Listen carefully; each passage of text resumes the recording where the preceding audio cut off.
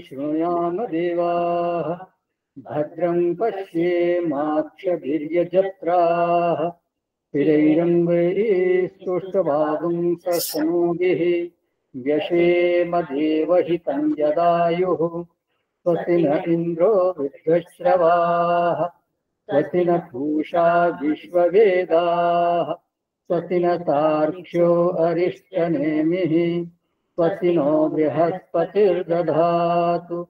ॐ शान्ति शान्ति शान्तिः।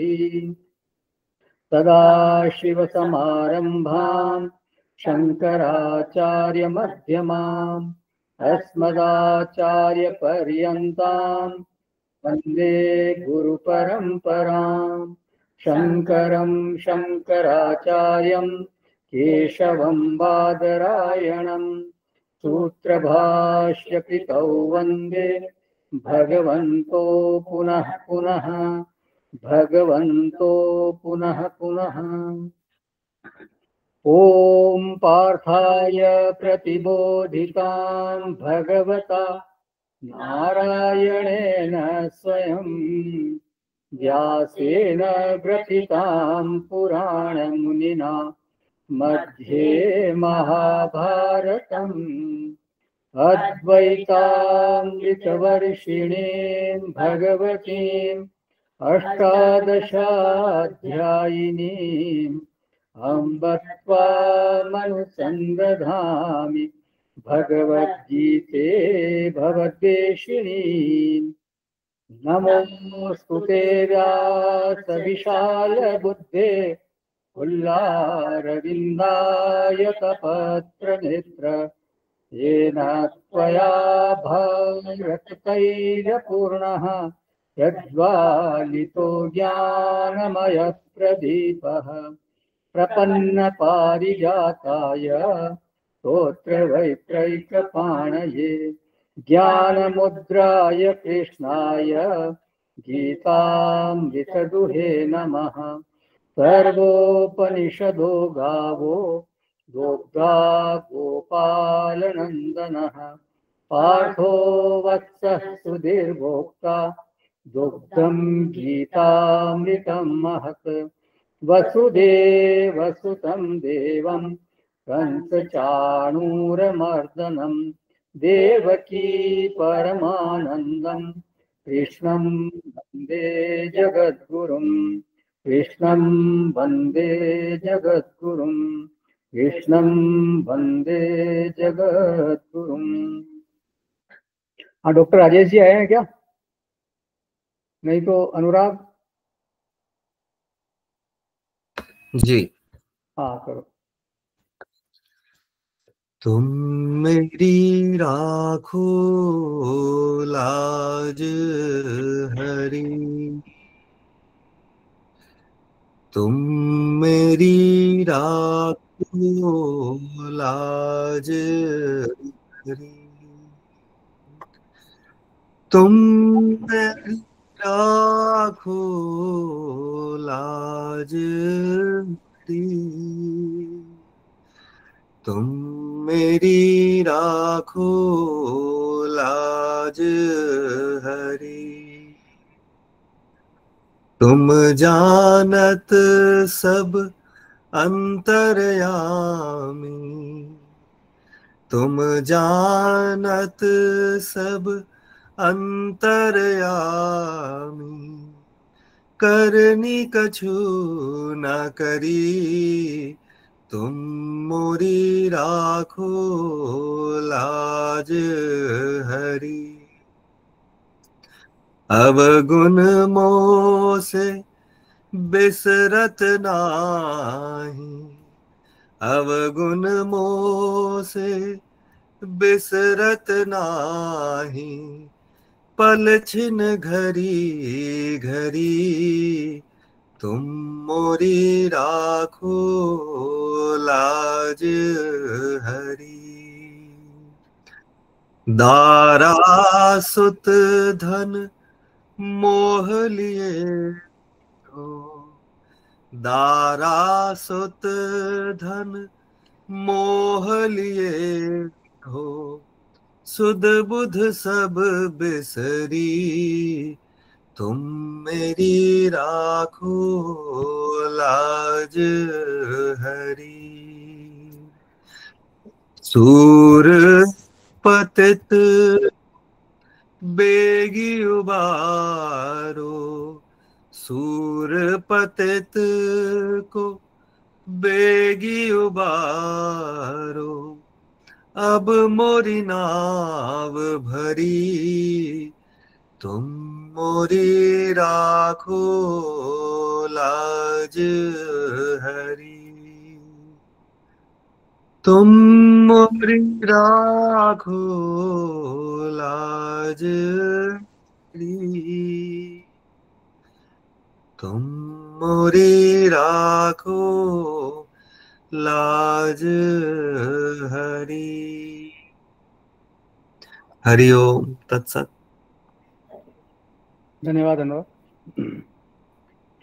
तो अर्जुन का प्रश्न यह है कि एक मनुष्य है जो श्रद्धा से भरपूर है, श्रद्धया अन्विता, लेकिन शास्त्र के विधान के प्रति वो अनजान है, अज्ञानी है। और वो शास्त्र के विधान से अनजान होने के कारण शास्त्र के विधान का पालन उसके द्वारा हो नहीं पा रहा। वो शास्त्र का जो पालन है वो कर्म में नहीं हो पाता। लेकिन श्रद्धा के कारण कर्म होता है।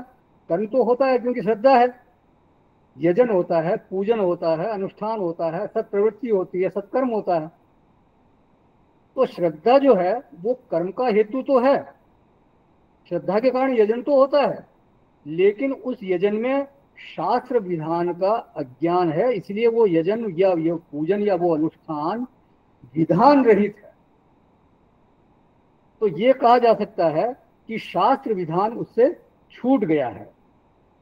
तो ऐसी दशा में उसकी जो ये पूजा है, जो ये अनुष्ठान है, उसकी स्थिति सात्विक कही जाएगी, राजसिक कही जाएगी, अथवा कि तामसिक कही जाएगी। तो ये प्रश्न है अर्जुन का। और इसी प्रश्न में ये बात भी शामिल है कि उसको सात्विक परिणाम होगा, जो भी वो पूजन करेगा या कर्म करेगा, जो भी सात्विक कर्म करेगा या जो भी अनुष्ठान करेगा, उसका जो फल है वो सात्विक होगा, या उसका परिणाम राजसिक होगा, या फिर कि तामसिक फल होगा, तामसिक परिणाम होगा।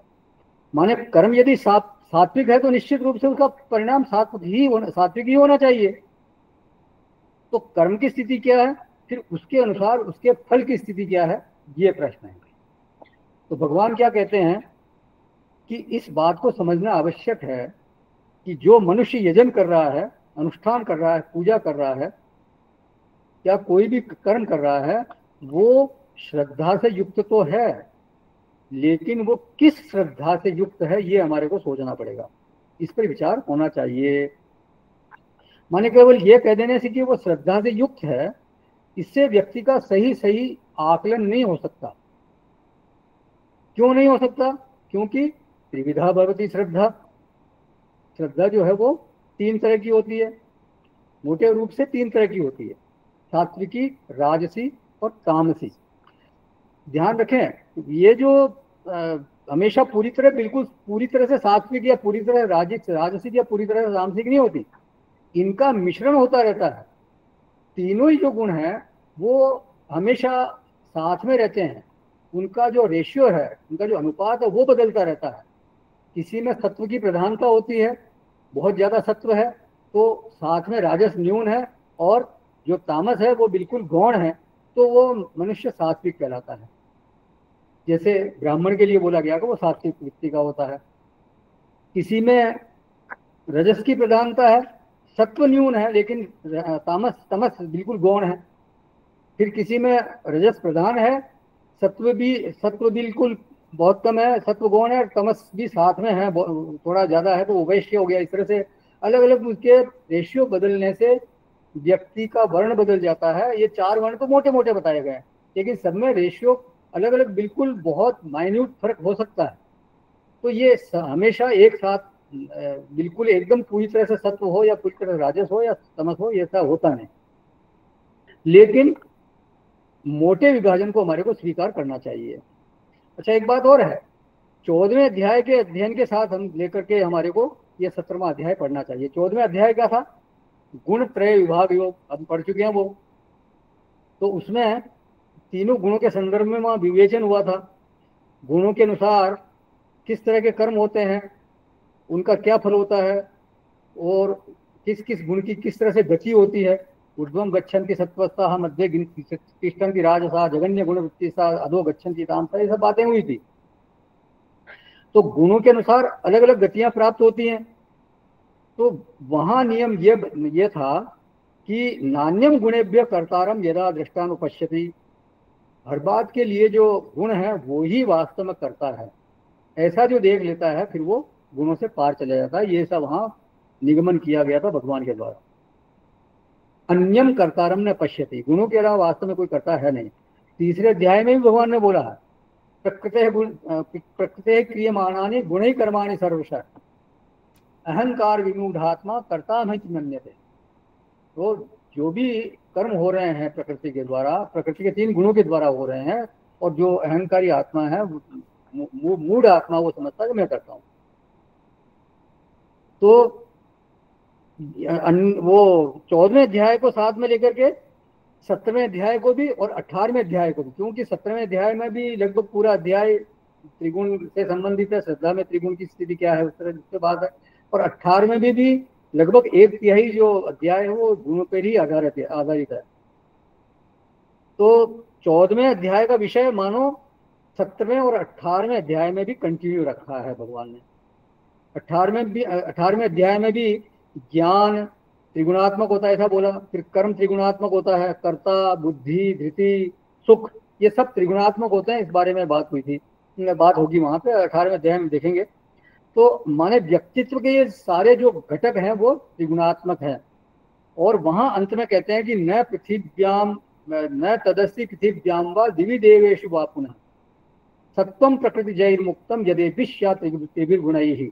मतलब पृथ्वी में, अंतरिक्ष में, अथवा देवताओं में, या किसी और कहीं भी कोई भी ऐसी वस्तु नहीं है पूरी सृष्टि में जो कि इन त्रिगुण से रहित हो। तो वहां व्यक्तित्व के संदर्भ में भगवान त्रिगुणों की विवेचना करते हैं। लेकिन यहाँ पर विवेचन का जो विषय है वो है श्रद्धा, और उसे समझाने के लिए भगवान ने यहाँ लिंग रूप से 4 विषय हमारे को दिए हैं, प्रतीक रूप से, चिन्ह रूप से हमारे को 4 विषय दिए हैं। आहार, यज्ञ, तप और दान। तो माने इन 4 अध्यायों को, मतलब 14वां अध्याय, 3 अध्यायों को, 14वां अध्याय, 17वां अध्याय और 18वां अध्याय, तीनों को एक साथ करके पढ़ते रहना चाहिए एक साल तक। मतलब केवल 17वां अध्याय नहीं, 14वां अध्याय भी इसके साथ में ध्यान रख के पढ़ते रहेंगे तो वो ज्यादा समझ में आएगा। गुणों का जो क्रियाकलाप वो ज्यादा समझ में आएगा। तो बोलते हैं देही नाम श्रद्धा त्रिविधा भवती। देही नाम जो है वो ये पद को लक्षित कर रहा है जो शुरू में अर्जुन ने बोला था ना, ये शास्त्र विधि मुत्सृज्य यजन्ते शब्दज्ञानभूताः। तो यहाँ भगवान ने कहा देही नाम, तो ये वो ए पद जो था अर्जुन का, उसी को एक तरह से यहाँ इंगित कर रहा है। देही नाम माने सर्वदेहधारी नाम, सारे देह वाले, ऐसा भी बोल सकते हैं। क्या सर्वे जीवा, सब जीव, उनमें सभी प्राणी गिन लिए जाएंगे। मतलब देही नाम मतलब जो भी देहधारी उसको गिन लिए जाएंगे।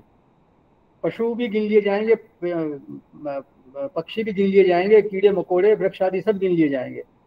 परंतु यहाँ पर एक शब्द और दिया भगवान ने, यजन्ते। तो इसलिए देही नाम शब्द जो है वो केवल कर्माधिकारी के साथ ही जुड़ेगा। क्यों? क्योंकि देही नाम जो है वो केवल मनुष्य योनि ही ऐसी है जिसमें कि कर्म का अधिकार है, वही कर्म कर सकता है, और कोई भी योनि कर्म कर नहीं सकती। तो यजन कौन कर सकता है? केवल मनुष्य ही कर सकता है। तो इसलिए देही नाम का जो समीचीन अर्थ यहाँ होगा वो होगा मनुष्याणाम। लेकिन ध्यान रखें, पहले वाले अर्थ का तिरस्कार नहीं है, वो भी आएगा अगले श्लोक में। सारे जीव जो है उनकी श्रद्धा की बात होगी। तो देही नाम, यहाँ पर देही नाम का अर्थ जो है वो हमारे को मनुष्याणाम देना चाहिए। तो देही नाम का ये निश्चय हो जाना चाहिए। गौणी वृत्ति से तो सर्वेशाम जीवानाम, और मुख्य रूपेण मनुष्याणाम, मुख्य रूप से ये मनुष्यों के लिए ही यहाँ बात हो रही है। तो अब ये अर्थ क्या यहाँ क्या होगा, मनुष्याणाम श्रद्धा त्रिविधा भवती हे अर्जुना। जो मनुष्य हैं उनमें 3 प्रकार की श्रद्धा होती है। तुमने कहा था ना श्रद्धया अन्विता, वो ठीक है, सभी लोग श्रद्धा से अन्वित हैं, लेकिन वो श्रद्धा कैसी है इस पर हमारे को विचार करना चाहिए। तो देहिनाम श्रद्धा त्रिविधा भवती, बोले महाराज ये श्रद्धा का विभाग कैसे बन गया? तो भगवान एक शब्द देते हैं स्वभावजा। ये 3 तरह की श्रद्धा बनी है, उसके पीछे है स्वभाव। स्वभाव के कारण ये पैदा हुई है, जा मतलब जन्मी है। अब स्वभावजा का अभिप्राय क्या है? तो इसके लिए भाष्यकार यहाँ कहते हैं, भगवान भाष्यकार मतलब भगवान शंकराचार्य, आदि शंकराचार्य, जन्मांतर कृत है धर्मादि संस्कार है मरण काले अभिव्यक्त है स्वभाव उच्यते ततो जाता स्वभावजा। बोले जन्मांतर में किए हुए धर्म अधर्म आदि जो संस्कार मृत्यु के समय प्रकट होते हैं, उनके समुदाय का नाम स्वभाव है। जन्मांतर माने जन्म जन्मांतर, उसको उपलक्षणा से जन्म जन्मांतर ले लेना चाहिए पूर्व की देहों में। तो उससे वो जो स्वभाव है, मतलब वो जन्मांतर में जो संस्कार मृत्यु के समय प्रकट होते हैं, वो धर्म धर्म अधर्म आदि वाले संस्कार जो है वो फिर उस समुदाय का नाम बोला स्वभाव, और उससे उत्पन्न हुई श्रद्धा को बोलते हैं स्वभावजा। तो जन्मांतर माने इस देह के पहले वाले देह, मतलब कई देहों में जन्म लिया होगा हमने, लेकिन उसमें मुख्य रूप से मनुष्य देह है, क्योंकि जो भी कर्म हुआ होगा वो मनुष्य योनि में ही किया होगा। धर्म अधर्म अधर्म रूपी जो भी अनुष्ठान हुआ होगा वो मनुष्य देह में ही संभव हुआ होगा। तो वो हमने कर्म किया, उस कर्म से क्या हुआ, उस कर्म से संस्कार पड़े, धर्मादि संस्कार। देखिए कर्म से 2 चीजें पैदा होती हैं, आप जो भी कर्म करते हो उससे 2 चीजें पैदा होती हैं, उत्पन्न होती। क्या क्या?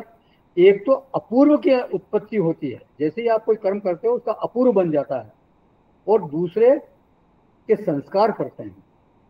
अपूर्व से क्या होता है, जो भी अपूर्व हो उसके कारण बनती है आपकी देह परिस्थिति, मतलब आपका जो जन्म होगा वो कौन से माता पिता के घर में आप जन्म लोगे, किस तरह का परिवार होगा, कौन आपके भाई बहन होंगे, आसपास की परिस्थिति कैसे होगी, आप धनवान के घर में जन्म लोगे, किसी निर्धन के घर में जन्म लोगे, या जो मतलब किस योनि में जन्म लोगे, वो भी वो पूर्व से अपूर्व के कारण आपको देह मिलेगी।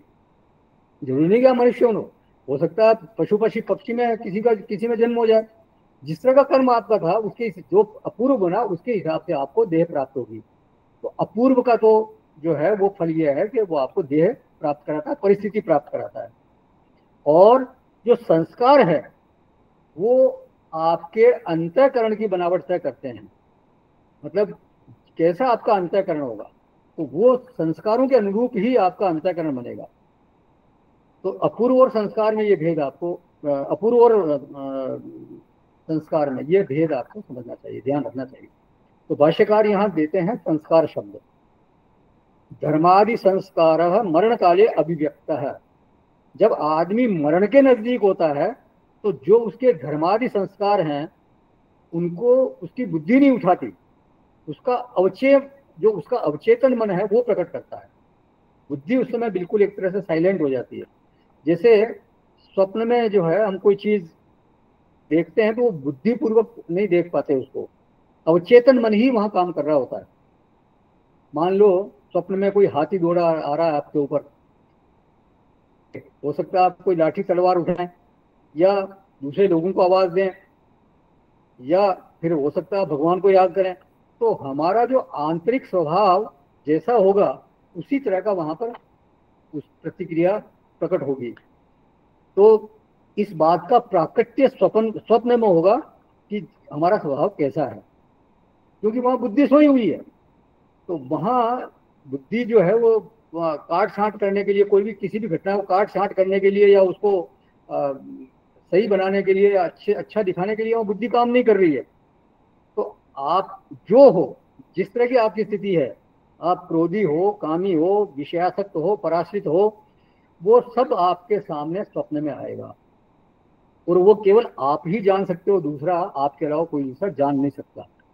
तो ऐसी ही स्थिति होती है मरण काल में, क्योंकि बुद्धि वहां पर अनुपस्थित हो जाती है, अवचेतन मन का ही वहां पर व्यापार रहता है, व्यापार में व्यवहार रहता है। यदि किसी व्यक्ति का मांसाहारिक स्वभाव रहा है पूर्व में, इसी जन्म में मान लो, और वो 10 15 20 साल से शाकाहारी हो गया, शाकाहार का जीवन जी रहा है, लेकिन हो सकता है कि मरण काल में उसके वो संस्कार जागृत हो जाएं और वो उसकी जो है जो अभिव्यक्ति हो, ये हो कि भाई मेरे लिए कुछ नॉनवेज ले आओ, मछली ले आओ, कुछ ले आओ, कह सकता है। तो मरण काले अभिव्यक्त है, ऐसा जो व्यक्ति है वो जब पुनः मनुष्य शरीर धारण करता है, जिस समय वो मरण काल में तो उसके स्वभाव जो जो भी उसका संस्कार है वो प्रकट हो गए, और जब वो नई देह धारण करता है, मनुष्य शरीर पुनः जब धारण करता है, तो उसके अंतःकरण की जो बनावट है वो उन जन्मांतर के संस्कारों के अनुसार ही होती है। तो इसका मतलब बिल्कुल साफ है कि कोई भी जो बच्चा जन्मता है वो बिल्कुल कोरी स्लेट बन के नहीं आता है, वो पूर्व पूर्व के संस्कार लेकर आता है। जैसे कहते हैं ना खाली आता है, वास्तव में खाली हाथ कोई आता नहीं है, निश्चित रूप से संस्कारों की गठरी तो हरेक के साथ होती ही होती है। सभी का अंतःकरण बिल्कुल चित्रित होता है पूर्व संस्कारों से, और इसमें किसी प्रकार का कोई संदेह होना नहीं चाहिए। शास्त्रों में ये बात बिल्कुल अच्छी तरह से कही हुई है। अच्छा, अब वही जो संस्कार विशिष्ट अंतःकरण है, वही हमारी श्रद्धा के स्वरूप का नियामक बन जाता है। जैसे संस्कार उसी तरह से श्रद्धा का स्वरूप होगा। किस तरह का स्वरूप का मतलब कि श्रद्धा सात्विक होगी या राजसिक होगी या कि तामसिक होगी। त्रिविधा भवति श्रद्धा स्वभावजा। तो ये जो श्रद्धा है उसके पीछे बिल्कुल संस्कार ही काम करते हैं। तो श्रद्धा का एक बहुत बड़ा जो नियामक तत्व है, जो गवर्निंग तत्व है, वो है पूर्व के कर्म, पूर्व की कमाई। जन्मांतर शब्द की उपलक्षणा से हमारे को जन्म जन्मांतर समझ लेना चाहिए। मतलब एक ही जन्म नहीं, केवल पूर्व जन्म नहीं, अनेक जन्म पीछे के जन्मों के संस्कार चले आ रहे हैं। मतलब पूर्वकृत कमाई जो भी हमारी है वो, तो उसी के अनुसार व्यक्ति की श्रद्धा की स्थिति बनती है। तो निष्कर्ष ये है कि श्रद्धा का जो है वो कर्म के साथ गहरा संबंध है। जो भी आप कर्म करते हो उसी के अनुसार संस्कार बनते हैं, और फिर उसी हिसाब से आपके श्रद्धा की निर्मित होती है, क्योंकि संस्कार आपको उसी तरह से बने हुए। तो त्रिविधा श्रद्धा कौन कौन सी है? बोले सात्विकी, राजसी, तामसी च इति। भाष्यकार यहाँ पर सात्विकी के लिए बोलते हैं सत्व निर्वृत्ता देव पूजादि विषया। सत्व गुण से जो उत्पन्न हुई देव पूजा आदि जो विषयक श्रद्धा है वो सात्विक है। मतलब जो सात्विक श्रद्धा है, जिस व्यक्ति में सात्विक श्रद्धा होती है, उसका स्वभाव वो सहज ही उसका देव पूजा आदि की तरफ उसका रुझान होगा, ये बात पक्की है। फिर राजसिक के लिए बोलते हैं रजो निर्वृता यक्ष रक्ष पूजादि विषया राजसी। जो रजोगुण से उत्पन्न हुई यक्ष राक्षस आदि की पूजा विषय जो श्रद्धा है वो राजसी है। और तामसी के लिए बोलते हैं तमो निर्वृता प्रेत पिशाच आदि पूजा विषया। जो पूजा तमोगुण से उत्पन्न होती है वो प्रेत पिशाच आदि की पूजा के कारण वो ऐसी मतलब वो ऐसी श्रद्धा जो होती है तामसिक श्रद्धा, उसके कारण प्रेत पूजा आदि की इच्छा होती है व्यक्ति की। तो ऐसे ये 3 प्रकार की श्रद्धा होती है। तो श्रद्धा का कर्म से संबंध है। इस व्याप्ति को हमें इस जीवन में हम इसी जीवन में हमें पता चलता रहता है। जो व्यक्ति सत्य बोलता है, सत्य व्यवहार करता है, तो वो यह श्रद्धा कर पाता है कि दूसरा भी सत्य बोलता है। देखिए, आप ये निश्चित मान लीजिए, अगर आप सत्यवादी हैं, सत्य का व्यवहार करते हैं, तो सामने वाले को भी आप ये नहीं मानते कि वो झूठा व्यवहार करेगा या झूठ बोलेगा। क्योंकि आप सत्य का व्यवहार करते हो तो आप सबको सत्यवादी ही मानते हो। जो सत्कर्मी होता है, जो कर्म सिद्धांत को मानता है, उसके हृदय में ये विश्वास, ये बल होता है कि वो दूसरों को भी सत्कर्मी ही स्वीकार करता है। सत्कर्म करने वाले में भय तत्व नहीं रहता, और भय नहीं होने से उसकी श्रद्धा प्रतिबंधित नहीं होती, मतलब कभी खंडित नहीं होती। जो सत्कर्म करेगा उसको भय किस बात का, वो तो फिर वो निश्चित रूप से वो जानता है कि मैं अगर सत्कर्म कर रहा हूँ तो किसी प्रकार का मेरे को ऐसी परिस्थिति बन ही नहीं सकती कि कोई मेरे को कष्ट आ जाए या मेरे को भय करना पड़े, ऐसा ऐसा मैंने कोई काम ही नहीं किया। तो अब जिसके कर्म थोड़े गड़बड़ हो, कुछ निषिद्ध कर्म कर बैठे भाई देव, कुछ अनैतिक कर्म हो जाए उससे, तो वो फिर भयभीत रहता है।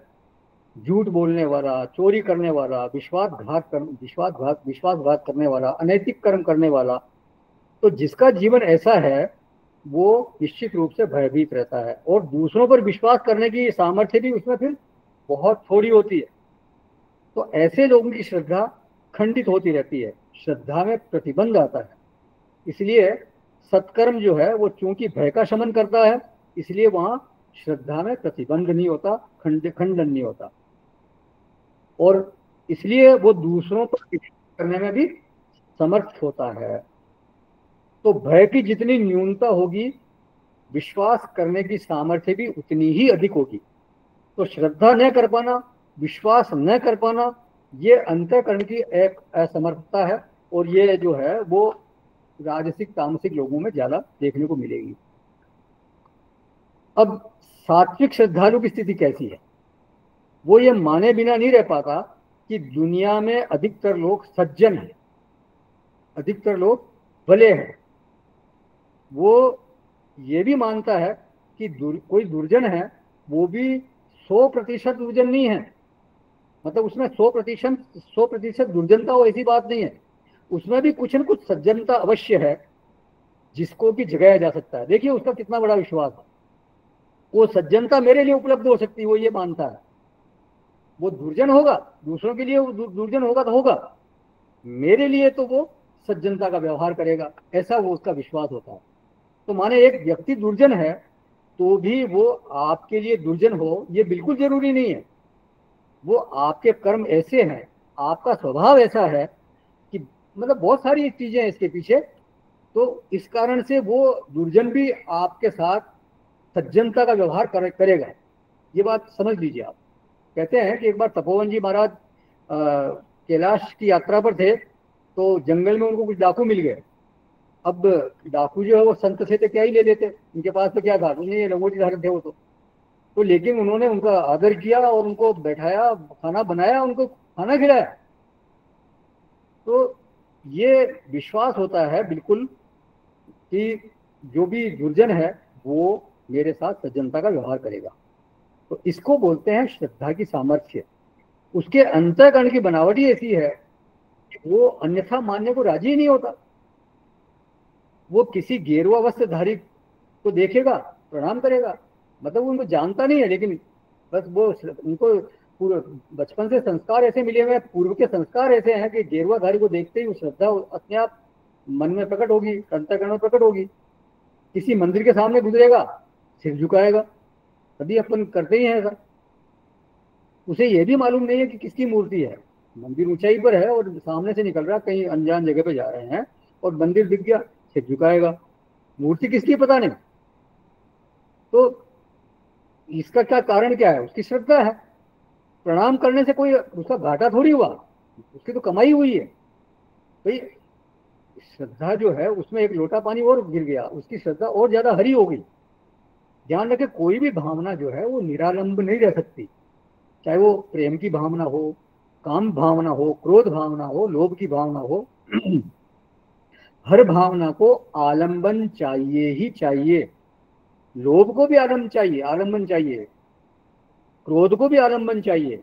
मान लो आपको किसी पर बहुत क्रोध आता है, कोई व्यक्ति को देखते ही आपको क्रोध आता है, और उस व्यक्ति की मृत्यु हो जाए मान लीजिए, तो उस व्यक्ति पर फिर कैसे क्रोध करोगे आप? क्रोध नहीं कर पाओगे, वो आलंबन ही खत्म हो गया क्रोध का।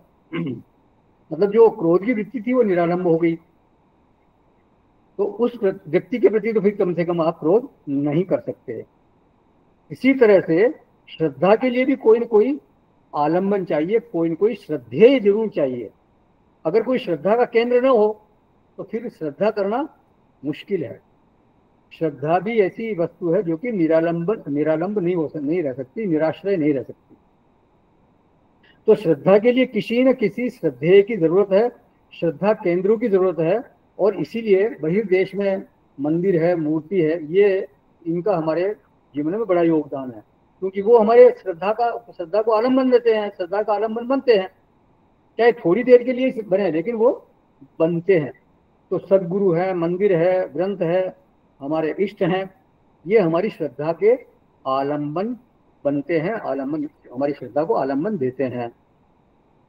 और ये श्रद्धा वृत्ति जो है वो लोभ आदि, क्रोध आदि, भय आदि वृत्तियों से प्रतिबंधित होती है, खंडित होती है। अगर किसी में क्रोध ज्यादा है या लोभ है या इस तरह की कोई वृत्ति है तो फिर वो श्रद्धा खंडित होती रहती है, बात पक्की है।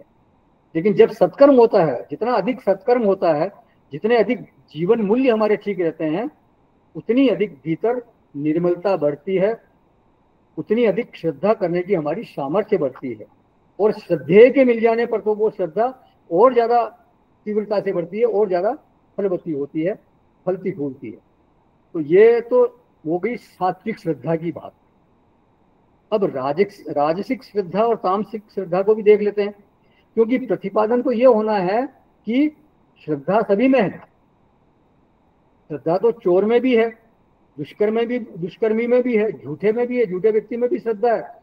उनकी श्रद्धा का केंद्र अलग है। भाई कोई चोर है, तस्कर है, तो वो हाजी मस्तान को या दाऊद इब्राहिम को तस्कर है वगैरह है कोई, या कोई गुंडा बदमाश है, तो उन लोगों को अपना आदर्श मानेगा, उनके प्रति श्रद्धा होगी उसकी। तो अब जिसकी रुचि सात्विक होती है तो उसका लक्ष्य तो सात्विक हो गया, और ऐसी दशा में उसका श्रद्धेय कोई चोर या डाकू नहीं हो सकता, या कोई मतलब गुंडा बदमाश नहीं हो सकता। तो ये जो सात्विक श्रद्धा है ये तो बहुत आपकी रक्षा करने वाली होती है। लेकिन सत्वानुरूपा श्रद्धा जो है वो अंतःकरण के अनुरूप ही उत्पन्न होती है। जिसका जैसा अंतःकरण उसके अनुरूप श्रद्धा उत्पन्न होती है। अब जिसके अंतःकरण की बनावट में रजोगुण ज्यादा है, देखिए अंतःकरण तो जो है वो सभी का पंचमहाभूतों के सत्वांश से बना है, पहले भी इस बारे में चर्चा हुई है। पंचमहाभूतों के सत्वांश से ही अंतःकरण का निर्माण होता है। तो फिर ये विभाग क्यों हुआ, सत्व रजतम? तो ये विभाग इसलिए हुआ कि हरेक के अंतःकरण में उसके भोग और कर्म के अनुसार किसी में सत्व की मात्रा ज्यादा है, किसी में रजस की मात्रा ज्यादा है, तो किसी में तमस की मात्रा ज्यादा है, क्योंकि उसके संस्कार उस तरह के हैं वहां पे। और उस अंतःकरण की बनावट के अनुसार फिर लोगों की श्रद्धा बनती है। सर्वस्व श्रद्धा सत्वानुरूपा भवती। सत्वानुरूपा माने अंतःकरण अनुरूपा। सत्व का अर्थ यहाँ पे है अंतःकरण, ये ध्यान रखें। सत्व का अर्थ हर जगह सत्व गुण नहीं है, ज्यादातर जगह सत्व का अर्थ है अंतःकरण। तो उस अंतःकरण के अनुरूप ही श्रद्धा बनती है। और सर्वस्व का अर्थ भगवान भाष्यकार ने किया प्राणी जातस्य। तो जिसके अंतःकरण में रजस की मात्रा ज्यादा है उसकी श्रद्धा होगी राजसी। बोले देवताओं से काम चलने वाला नहीं है, हमें फिर भैरू जी के, देवनारायण जी के, शीतला माता के ऐसी जगह जाना पड़ेगा, मतलब राजसिक देवता हैं उनके पास जाना पड़ेगा। तो माने हमारे लक्ष्य की पूर्ति कहाँ होगी, वहां ऐसे जगह पे होगी। तो ऐसा विश्वास उनको होता है, और इसी विश्वास ने हमारे को वहां पहुंचाया और उसके अनुसार ही भी अनुष्ठान करवाया। तो ये जो रुचि हमें पैदा हुई वो किसकी प्रधानता से हुई, गुण की प्रधानता से हुई। मतलब वो जैसा गुण था उसके अनुसार वो श्रद्धा बनी। पूर्व अर्जित वासना से फिर वो गवर्न हो रही है, नियमित हो रही है। तो भगवान क्या बोल रहे हैं यहाँ पर, स्वभावजा भवती सत्वानुरूपा भवती। तुम्हारे अंतःकरण की जो बनावट है, जिस गुण को तुमने अपने कर्म या भोग के द्वारा बढ़ा लिया, उसी गुण के संसर्ग के कारण फिर अंतःकरण में उसी के अनुसार रुचि का निर्माण होता है, और वो रुचि फिर अपने अनुसार श्रद्धा का निर्माण करती है। मतलब जिस तरह के अंतःकरण है, संस्कारों के अनुसार जैसा अंतःकरण बना उसके अनुसार रुचि, उसी के अनुसार फिर श्रद्धा, और फिर जैसी श्रद्धा उसी के अनुसार फिर श्रद्धेय। तो वो उसी श्रद्धा जो है वो फिर आपके पास उस श्रद्धेय के पास ले जाएगी। तो या तो वो देव द्विज गुरु प्राज्ञा आदि के पास जाएगी, या फिर यक्ष रक्षा आदि के पास जाएगी, या प्रेत पिशाच आदि के पास जाएगी।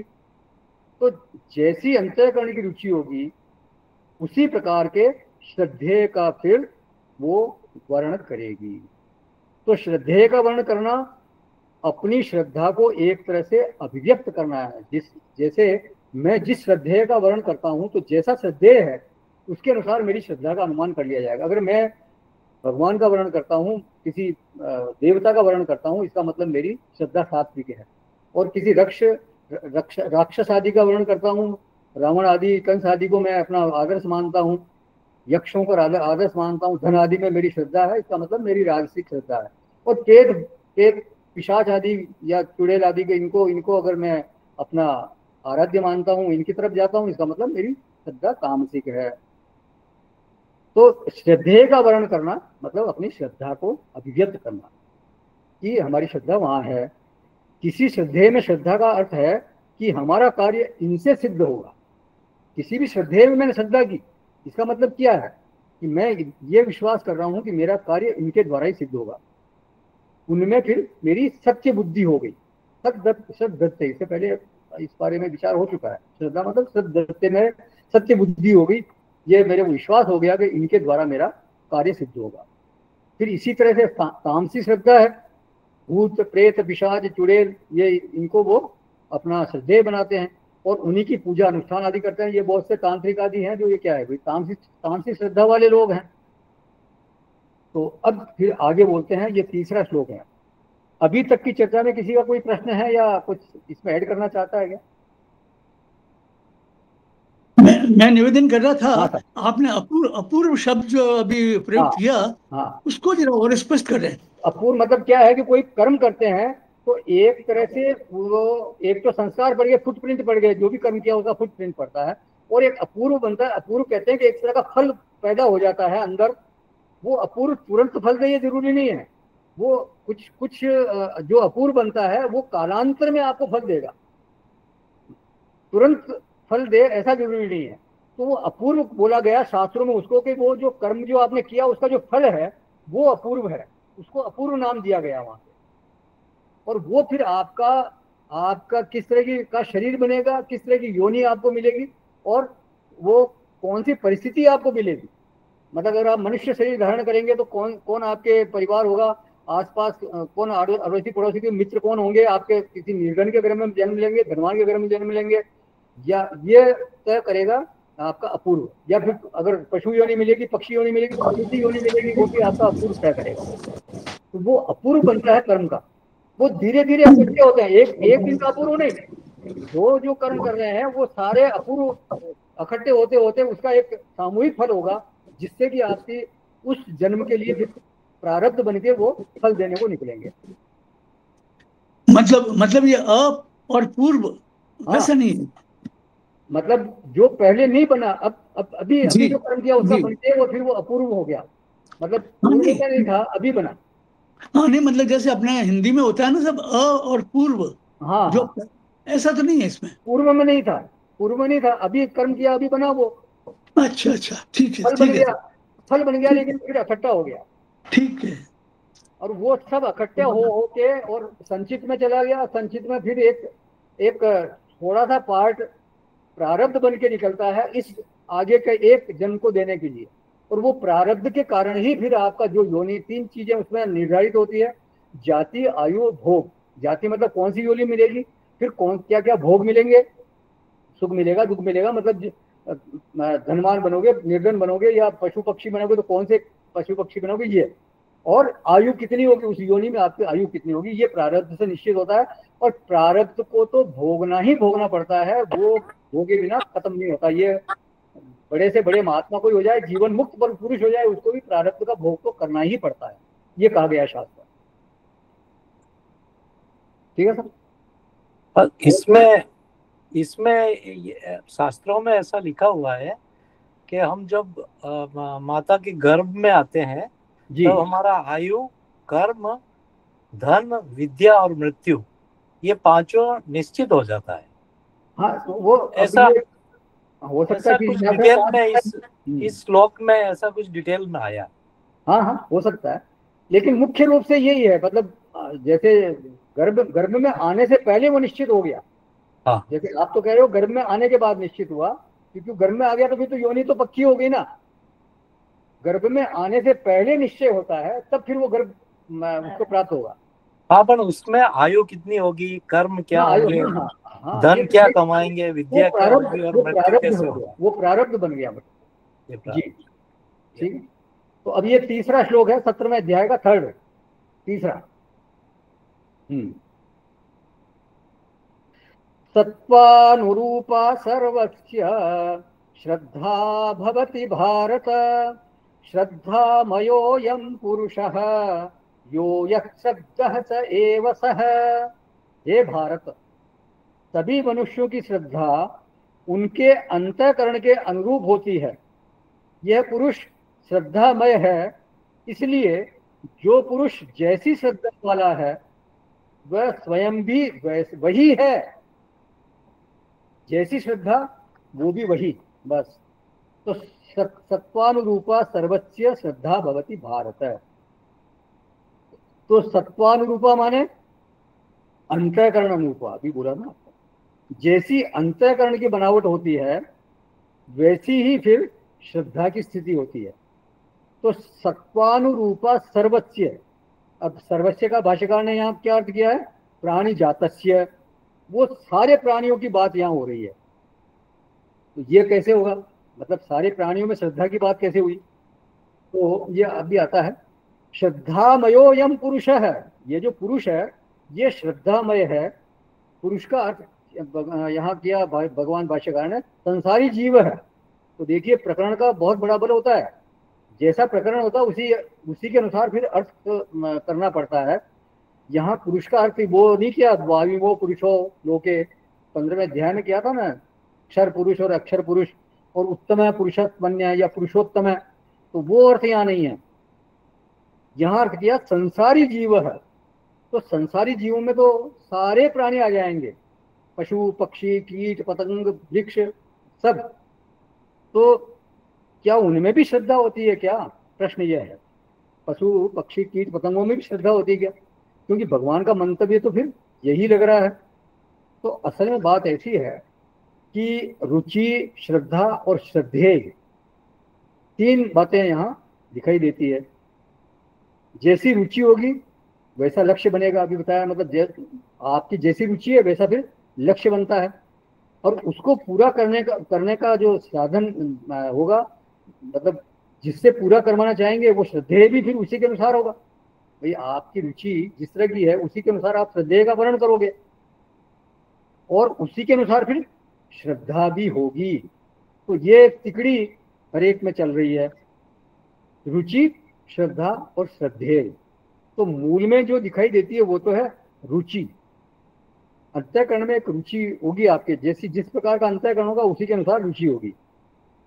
उस रुचि का नियामक है कौन, हमारी पूर्व वासना और हमारे गुणों की स्थिति। त्रिगुण में किस प्रकार की हमारी स्थिति है अंतःकरण में, माने आज के दिन हमारे अंतःकरण में जिस गुण की प्रधानता होगी तो वो गुण ही हमारी रुचि का निर्धारण करेगा। अगर सत्व गुण की प्रधानता होगी तो निश्चित रूप से फिर हमारी रुचि भी सात्विक होगी, और अगर रजोगुण की या तमोगुण की प्रधानता होगी फिर रुचि भी उसी के अनुसार होगी। तो जिस गुण की प्रधानता उसी अनुसार फिर रुचि। अब ये अंतःकरण किसी का भी हो, चाहे वो पशु का हो, पक्षी का हो, चींटी का हो, वृक्ष का हो, मनुष्य का हो, देवता का हो, सभी का अंतःकरण गुण विशिष्ट है। ये गुण की स्थिति हर एक में है, और वासना विशिष्ट है क्योंकि वासना भी सभी में है। तो वो हो गया सत्वानुरूपा, मतलब अंतःकरण अनुरूपा, किस गुण से और किस तरह की वासना से वो अन्वित है। त्रिगुण में सत्वगुण की प्रधानता से अन्वित है कि रजोगुण की प्रधानता से अन्वित है कि तमोगुण की प्रधानता से अन्वित है, और वासना किस तरह की है। अब वही गुण और वासना विशिष्ट जो अंतःकरण है वो देह का निर्धारण करेगा। जैसे चुंबक जो है वो जिस भी आकार का होगा, तो वो लोहे के बुरादे पे अगर आप रख दोगे उस चुंबक को, तो जिस आकार का चुंबक होगा लोहे के जो बुरादा के वो कण है, लोहे के कण उसी के आकार से उस पर चिपकते जाएंगे। तो ये जो अंतःकरण है ये एक तरह से सांचा है, और फिर तदनुसार ही पंचभूत का पिंड उससे मिलेगा और उसके अनुसार ही वो देह बना लेगा। पंचभूत में वास्तव में कोई आकार नहीं है, उन्होंने जो आकार धारण किया उसके मूल में सांचा कौन है? यही अंतःकरण। संस्कार और गुणों से विशिष्ट अंतःकरण ही एक तरह से हमारे देह का निर्धारण करने का सांचा है। इसको श्रुति ने कहा यथा कर्म यथा श्रुतम, अपने कर्म और चिंतन के अनुरूप ही योनि मिलती है मनुष्य को, मैं मतलब किसी भी जीव को। तो देह धारण का जो नियम है वो बिल्कुल यही है, पक्का है। तो इसका अभिप्राय ये हुआ कि जो पशु आदि शरीर में है, वृक्ष आदि शरीर में है, उनकी श्रद्धा देखा जाए तो फिर वैसी ही रही होगी, क्योंकि वैसी श्रद्धा उनकी थी, इसीलिए उनको वैसा शरीर मिला। जैसे भागवत जी में आता है प्रसंग दो गंधर्वों का। तो नारद जी कहीं जा रहे थे, वो दो गंधर्व थे, वो बिल्कुल नग्न होकर ठिठोली कर रहे थे। तो नारद जी ने उनको देख के क्या कहा कि तुम्हारे को नग्नता अच्छी लगती है, चलो ठीक है, जाओ तुम यमलार्जुन वृक्ष बन जाओ। तो वो यमलार्जुन वृक्ष का उनको शरीर मिल गया। तो वो उनकी वासना जिस तरह की थी उनके अनुरूप ही उनको शरीर मिल गया। इंद्रद्युम्न को ये शाप मिला था कि तुम गजराज बन जाओ, हाथी बन जाओ। तो ये उसके अंतःकरण की जैसी दशा थी उसके हिसाब से उसको योनि प्राप्त हो गई। राजा नहुष का एक प्रकरण आता है भागवत जी में। तो एक अंतःकरण का परिणाम तो ये हुआ कि वो उन्होंने इतना पुण्य किया कि उनको इंद्रपद मिल गया, इंद्रपद पे बैठा दिया गया उनको। और फिर बाद में क्या हुआ, उनको अहंकार, वो इंद्रपद मिलने के बाद वो उनमें इतना अहंकार आ गया, इतना मद हो गया कि उन्होंने कहा मैं इंद्राणी को मेरी पत्नी बना लेता हूँ। और वहाँ संदेश भिजवाया इंद्राणी के पास कि तुम मेरी पत्नी बन जाओ। और फिर बाद में वो वहाँ से एक संदेश वापस आया कि तुम जो ऋषि मुनि हैं उनके साथ पालकी में आओगे, वो तुम्हारी पालकी ऊंचा के लेके आएंगे, तब मैं तुम्हारी पत्नी बनूंगी।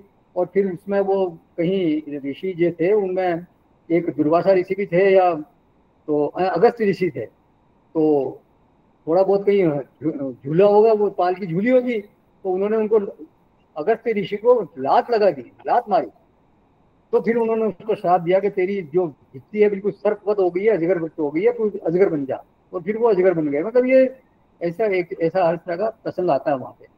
तो इन पुराणों की जो घटनाएं हैं उनसे ये संकेत मिलता है कि सारे शरीरों का जो आधार है वो है अंतःकरण की स्थिति। जिसका जैसा अंतःकरण होता है फिर वो उसके अनुसार फिर बाद में शरीर भी प्राप्त होता है। फिर श्रद्धामय अयम पुरुष है। भाष्यकार ने श्रद्धामय का अर्थ किया यहाँ पे श्रद्धा प्रायः, और रामानुजाचार्य जी ने अर्थ किया यहाँ पे श्रद्धा परिणाम है। माने श्रद्धा का ये परिणाम है कि ये पुरुष या ये संसारी जो है ये किस तरह का है। तो जो हमारा अंतःकरण है, माने जिन गुणों और वासनाओं से विशिष्ट हमारा अंतःकरण है, उस अंतःकरण के अनुसार ही हमारी श्रद्धा बनती है। और उसमें तीन बातें हैं, रुचि, श्रद्धा और श्रद्धेय। और श्रद्धा के अनुसार आगे पुरुष बनता है। जैसी श्रद्धा वैसा पुरुष, मतलब वैसी उसकी योनि, माने उसकी गति, उसका शरीर, उसकी परिस्थिति, आगे वो सब ये श्रद्धा के कारण ही बनते हैं। तो वासना विशिष्ट गुण विशिष्ट अंतःकरण के अनुसार रुचि, फिर रुचि के अनुसार श्रद्धा, और फिर श्रद्धा के अनुसार श्रद्धेय। तो ये तीनों इकट्ठे मिलकर के श्रद्धा शब्द के अंतर्गत हैं।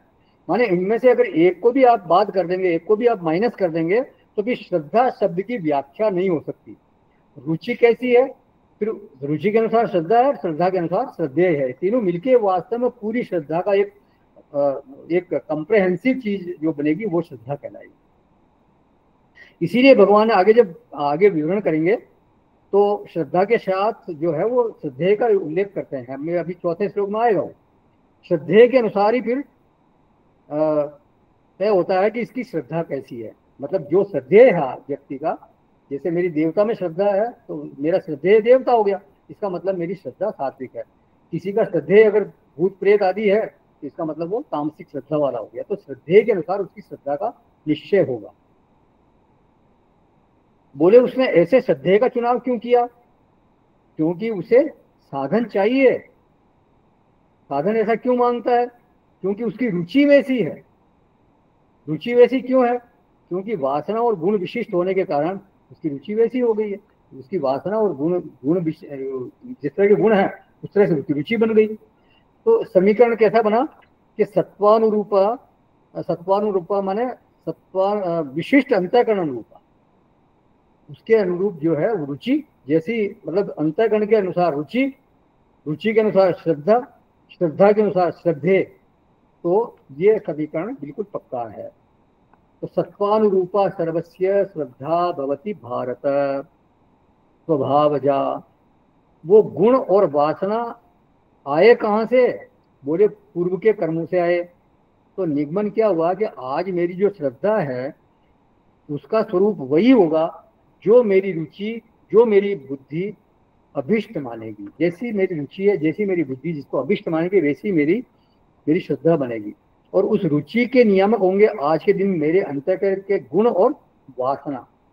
मतलब ये शब्दों को ध्यान रखें आप, गुण और वासना जो है वो पूर्व से आए हुए हैं, उनके कारण ही अंतःकरण में फिर ये रुचि का निर्माण होता है। उस रुचि के अनुसार फिर श्रद्धा बनती है, श्रद्धा के अनुसार श्रद्धेय का चुनाव होता है। तो अंतःकरण के गुण और वासना जो है उनके कारण फिर मेरे वो तो मेरे पूर्व के जीवन के कारण है।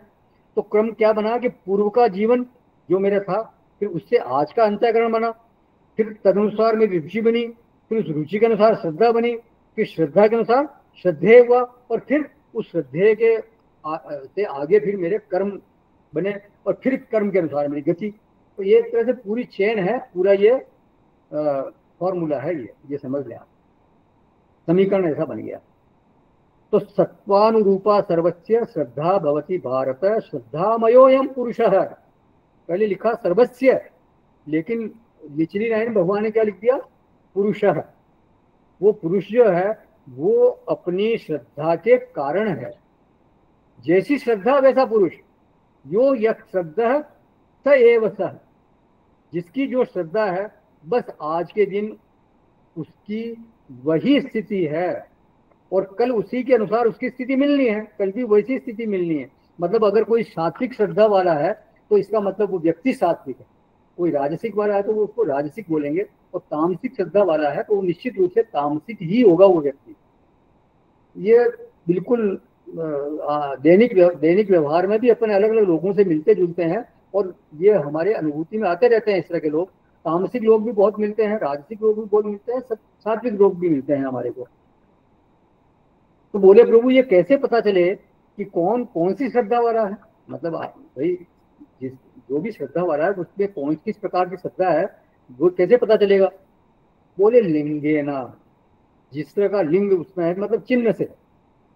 भाष्यकार ने कहा तत्श्रद्धानुरूप एव स जीवः। मनुष्य नहीं लिखा यहाँ पर, ये तो सभी की कहानी है, केवल मनुष्य की नहीं, सभी जीवों में श्रद्धा तो होती है ना। श्रद्धा में सभी है, चाहे वो पेड़ पौधे ही क्यों ना हो, सब में अंतःकरण तो सभी में है। सारे ही जीव जो है वो अंतःकरण विशिष्ट हैं, और सबका अंतःकरण जो है वो गुण और वासना विशिष्ट है। अब ये बात अलग है कि जो पशु पक्षी हैं, जो पेड़ पौधे हैं, उनमें अंतःकरण बहुत, उनमें विवेक बहुत धीमा होता है, उनका जो है वो बहुत मंद होता है, ये बात ठीक है। लेकिन ऐसा नहीं कि वहाँ अंतःकरण नहीं होता, अंतःकरण होता है, तो विज्ञान ये सिद्ध कर चुका है। तो ये अंतःकरण शून्य तो कोई भी जीव हो नहीं सकता।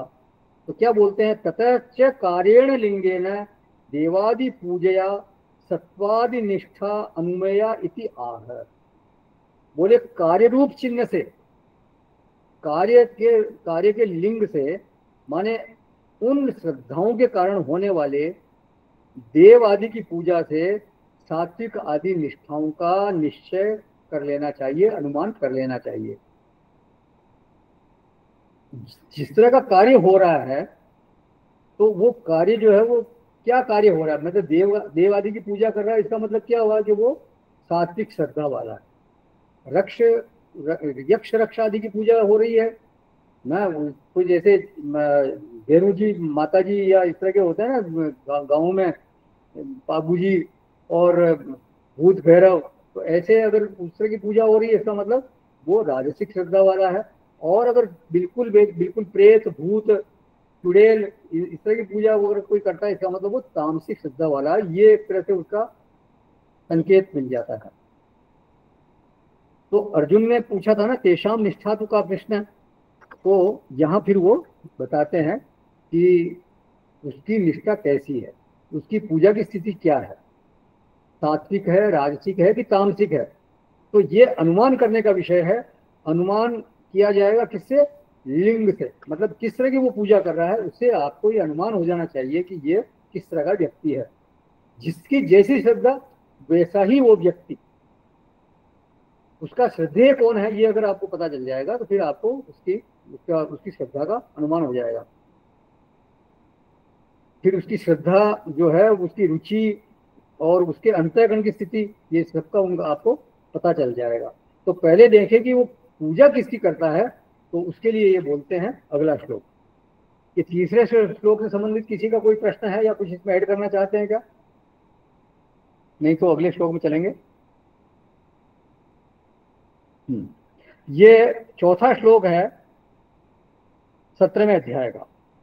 यजन्ते सात्विका देवान् यक्ष रक्षांसि राजसाः प्रेतान् भूतगणांश्चान्ये यजन्ते तामसा जनाः। सात्विक पुरुष देवों को पूजते हैं, राजस पुरुष यक्ष और राक्षसों को, तथा अन्य जो तामस पुरुष हैं वे प्रेत और भूत गणों को पूजते हैं।